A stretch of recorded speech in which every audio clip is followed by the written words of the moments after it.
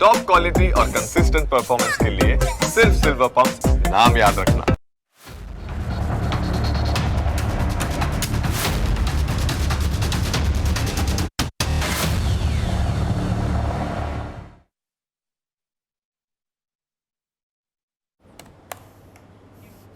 નમસ્કાર, હું Janak Dave. Full stop news analysis પ્રોગ્રામમાં આપનું સ્વાગત છે.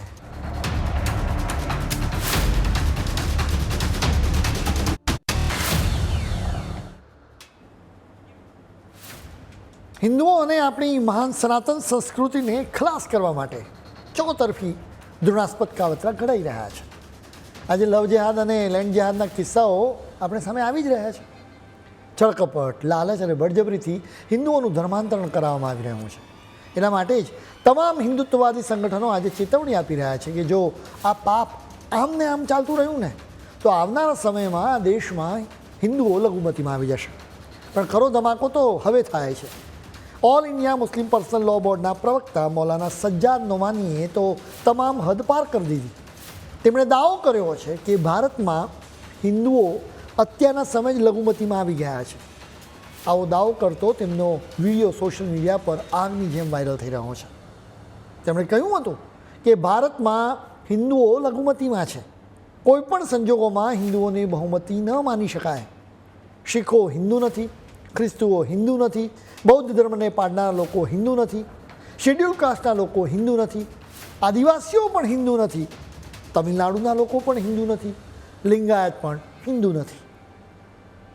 આ એક સુનિયોજિત અને ધૃણાસ્પદ ષડયંત્ર છે જેનો ઉદ્દેશ હિન્દુ સમુદાયને ભયભીત કરવાનો અને તેમને જ્ઞાતિ જાતિના આધારે વિભાજિત કરીને નબળા પાડવાનો છે. આ સમયની માંગ છે કે તમે એ સૂત્રોને સમજો કે બટેંગે તો કટેંગે અને એક હે તો સેફ હે. હવે સમય આવી ગયો છે કે આપણે આંખો ખોલીને આ સમગ્ર ઇકોસિસ્ટમના જુદા જુદા ચહેરાઓને ધ્યાનથી જોઈએ. આ ઇકોસિસ્ટમમાં એક તરફ મૌલાના જેવા કટ્ટરપંથીઓ છે જેઓ વારંવાર હિન્દુ ધર્મની વિરુદ્ધ ઝેર રેડે છે, તો બીજી બાજુ કેટલાક નેતાઓ હિન્દુઓમાં જાતિવાદનું ઝેર ફેલાવી રહ્યા છે. તેઓ 24 કલાક જાતિવાદની જ વાત કર્યા કરે. તેઓ જાતિના આધારે વસ્તી ગણતરીની પણ માંગણી કરે છે. આવા લોકોની પંગતમાં બેસનારા લોકો સનાતન ધર્મનો જળમૂળથી નાશ કરવાની ખુલ્લી ધમકીઓ પણ આપે છે. આ બધી કડીઓ વિદેશી શક્તિઓ સાથે સીધી રીતે જોડાયેલી છે, જો કોઈ પણ ભોગે ભારતની ભવ્ય સંસ્કૃતિને નષ્ટ કરવા માગે છે. હવે પેલા મૌલાનાના વાતની રિકોર્ડ કરીએ આપણે. મૌલાનાએ કહ્યું કે તમિલનાડુના લોકો હિન્દુ નથી. બીજેપીના લોકો આરોપ મૂકે છે કે દશકાઓથી વિદેશી તાકાતો ડીએમકેને હાથો બનાવીને તમિલનાડુના લોકોને ઉશ્કેરી રહ્યા છે.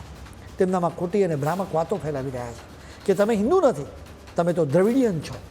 ડીએમકેના નેતા ઉદયનિધિ સ્ટાલિને તો એક તબક્કે કહ્યું હતું કે કેટલીક વસ્તુઓનો અંત જ લાવો રહ્યો, જેમ કે મચ્છર, ડેન્ગ્યુ, મલેરિયા, કોરોના એમને ખલાસ કરવા જ રહ્યા. સનાતન ધર્મ પણ આવો જ છે.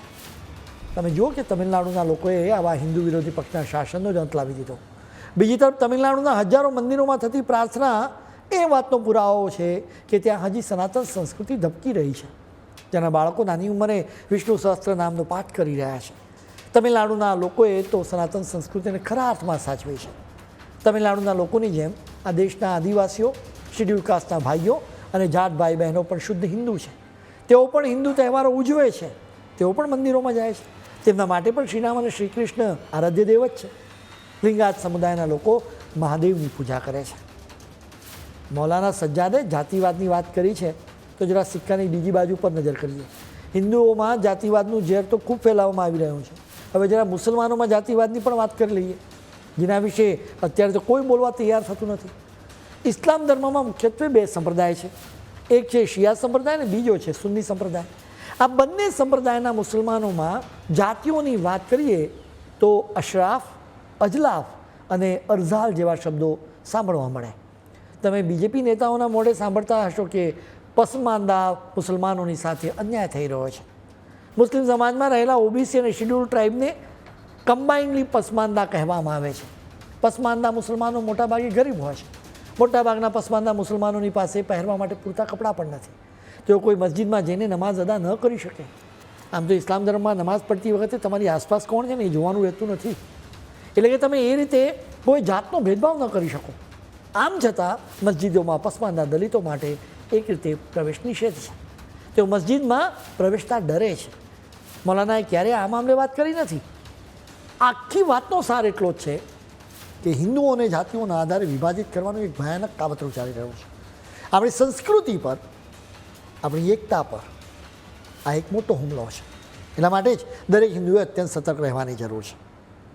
હવે એક ક્ષણ માટે વિચારો એટલે તમને સમજાશે કે આપણે પહેલાં મૌલાનાનો આભાર માનવો જોઈએ. એના માટે બે કારણો છે. પહેલું કારણ એ છે કે જો મૌલાના સાહેબ એવું કહેતા હોય કે હિન્દુઓ લઘુમતીમાં છે, તો પછી તેમને પૂછો કે લઘુમતી તરીકેના તમામ અધિકારો હિન્દુઓને કેમ ન મળે? લઘુમતીઓ માટેની તમામ યોજનાઓના ફાયદા હિન્દુઓને કેમ ન મળવા જોઈએ? હિન્દુ સંસ્થાઓને પણ પ્રમોટ કરવી પડે, તેમને વિશેષ દરજ્જો આપવો પડે.